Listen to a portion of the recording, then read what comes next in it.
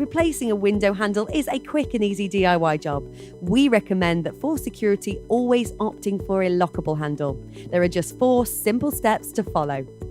First, you need to remove your existing handle. Take off the cover cap at the top of the handle. You may need to use a thin flathead screwdriver or similar thin tool to do this. Open the window. Unscrew the bottom fixing screw using a crosshead screwdriver. Then unscrew the top fixing screw. The handle can now be removed. You will now need to cut the spindle length to match your existing spindle. To do this, use your old handle as a guide. If the handle does not sit flush against the window, you may have not cut the spindle length short enough. Remove the handle and cut the spindle shorter.